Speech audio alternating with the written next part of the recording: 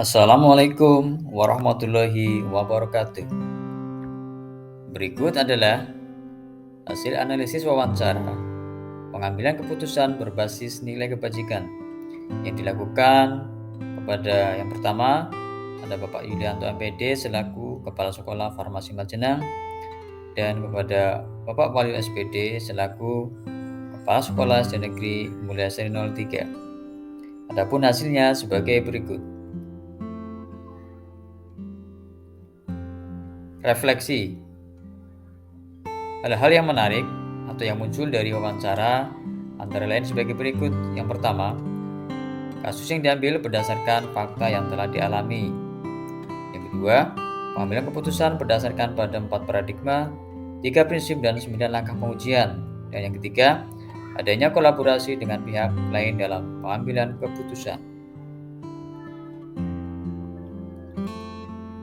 Kemudian hasil wawancara yang dilakukan yang pertama dari Bapak Wahyu SPD yaitu ada bersamaan. Yang pertama, sama-sama didasarkan pada 4 paradigma, 3 prinsip dan 9 langkah pengujian dan kasusnya merupakan kasus yang fakta atau nyata. Kemudian perbedaannya dari Pak Wahyu dan Bapak Yulianto, adanya prinsip yang digunakan Pak Wahyu yaitu tentang end-based thinking, sedangkan Pak Yulianto didasarkan kepada rule-based thinking. Rencana ke depan. Adapun rencana ke depan yang dilakukan oleh kedua pemimpin tersebut. Yang pertama, akan mengeratkan kembali tentang komunikasi dan kolaborasi. Kemudian, meminimalisir dampak negatif yang terjadi. Penerapan di sekolah. Jika saya mengalami hal yang sama tentang kasus dilema etika, maka pengambilan keputusan berdasarkan pada pengambilan keputusan 4 paradigma, 3 prinsip, dan 9 langkah pengujian. Kesimpulan. Yang dapat saya simpulkan yang pertama, bahwa pengambilan keputusan harus berdasarkan pada 4 paradigma, 3 prinsip, dan 9 langkah pengujian. Yang kedua, perlu adanya komunikasi dan kolaborasi dengan berbagai pihak. Dan yang ketiga, mempertimbangkan dampak yang terjadi. Demikian hasil analisis dari wawancara kami. Semoga bermanfaat. Assalamualaikum warahmatullahi wabarakatuh. Assalamualaikum warahmatullahi wabarakatuh. Waalaikumsalam warahmatullahi wabarakatuh. Ini Bapak, terima kasih Pak. Jumpa lagi dengan Bapak. Pertama saya mohon izin Pak, bahwa hari ini saya akan berdiskusi dengan Bapak terkait beberapa tentang pengambilan keputusan Pak. Mohon waktunya nih Pak. Iya. Nih, bisa langsung dimulai nih Pak? Iya bisa. Baik, bagaimana Bapak selama ini mengidentifikasi kasus-kasus yang merupakan dilema etika Pak? Iya. Selama ini kami telah mengidentifikasi beberapa masalah yang merupakan masalah yang dilema tadi. Antara lain yang pertama yaitu mengidentifikasi masalah yang ringan, sedang maupun yang berat. Baik Pak. Kemudian bagaimana Bapak menjalankan pengambilan keputusan tersebut, terutama jika kasus-kasus itu ada dua kepentingan Pak, misalkan sama-sama benar Pak? Untuk menjalankan kasus tersebut, saya minta pertimbangan bersama rekan sejawat. Kemudian kalau itu masalahnya berat sekali, itu saya menggunakan atau meminta bantuan pada atasan langsung pengawas sekolah misalnya. Gitu Pak, terima kasih. Kemudian langkah-langkah atau prosedur seperti apa Pak yang Bapak lakukan?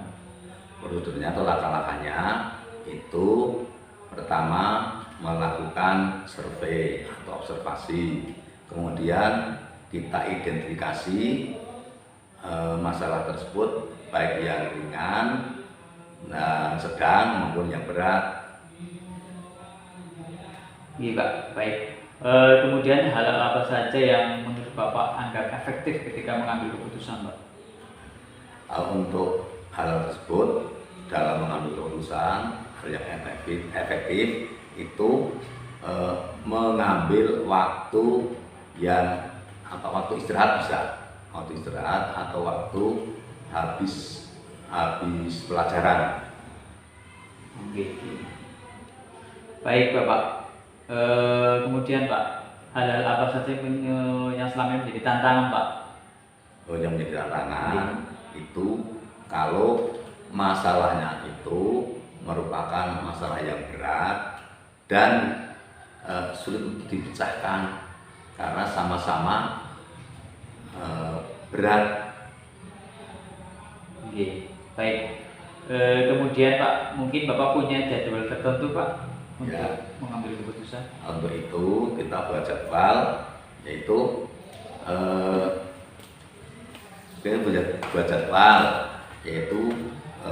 awal tahun, pertengahan dan akhir tahun untuk menyelesaikan masalah tersebut. Baik Pak. Ketika menyelesaikan itu Bapak langsung di tempat atau seperti apa Pak? Nah, itu tergantung pada permasalahannya. Bisa dilakukan di tempat tersebut dan mungkin di tempat yang lain. Baik Pak. Adakah seseorang atau faktor-faktor yang mempermudah Pak dalam mengambil keputusan?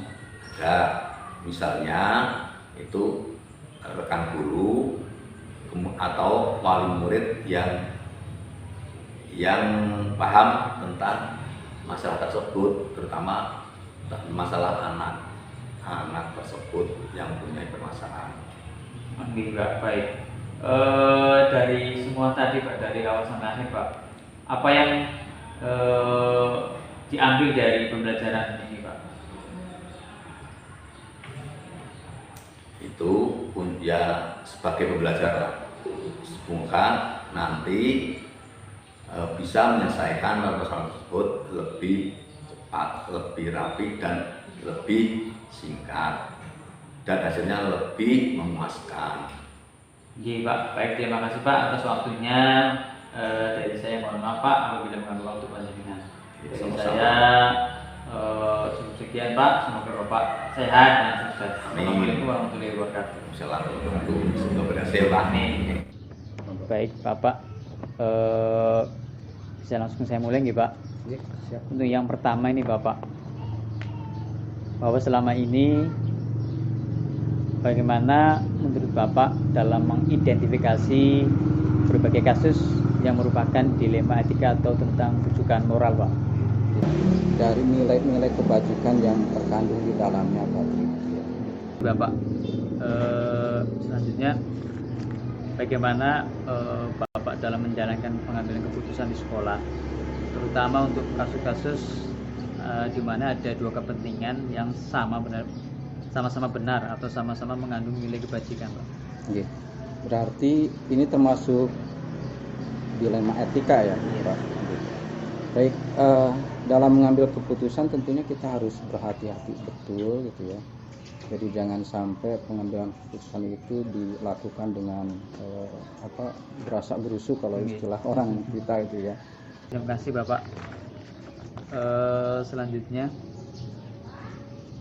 hal-hal apa saja yang selama ini oleh Bapak itu dianggap efektif dalam pengambilan keputusan Pak? Baik, untuk hal yang paling efektif di dalam pengambilan keputusan, kalau yang mungkin saya rasakan, kita di dalam mengambil keputusan itu tentunya harus melakukan komunikasi yang baik. Kemudian hal-hal apa saja yang selama ini merupakan tantangan Pak ketika dalam pengambilan keputusan Pak?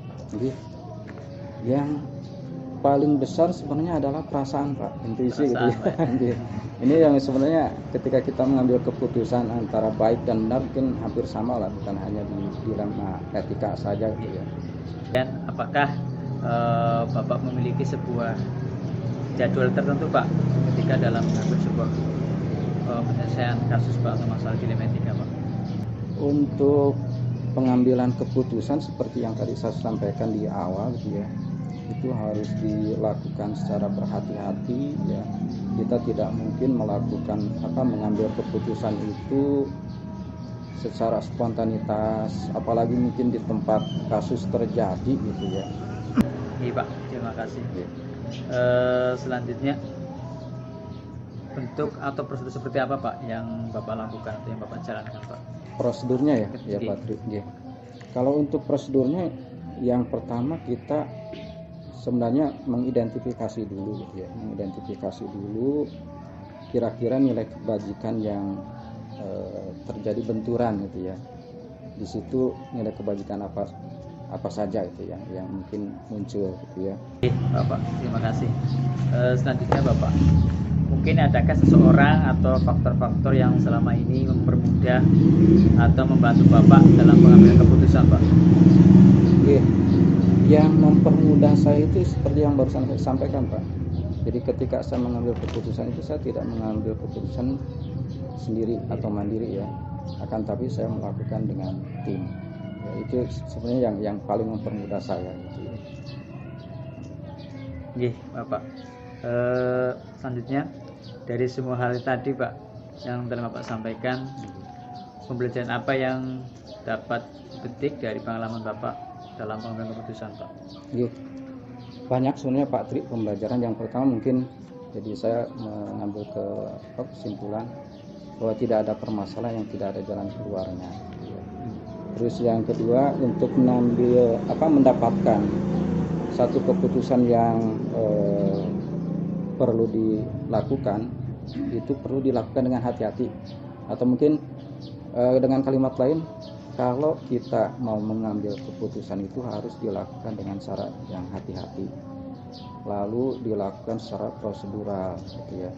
Jangan sampai dilakukan penyelesaian di tempat, diambil keputusan dalam waktu yang singkat gitu ya. Terus yang ketiga, pengambilan keputusan itu bagusnya dilakukan oleh tim ya. Kan tadi saya sampaikan, kalau pemikiran orang banyak, saya yakin akan lebih baik dibandingkan dengan pemikiran satu orang. Mungkin itu yang bisa saya ambil Pak. Oke, Bapak, terima kasih atas diskusi dengan Bapak dari awal sampai akhir Pak. Kita sudah selesai di acara ini dari pertama sampai akhir Pak. Sudah kami tanyakan semua kepada Bapak. Jadi sekali lagi dari kami Pak mengucapkan banyak terima kasih atas kesediaan waktu Bapak untuk bisa mendampingi kita semua Pak. Dari kami, dari teman-teman semua, apabila ada kesalahan mohon maaf Pak. Cukup sekian. Assalamualaikum warahmatullahi wabarakatuh.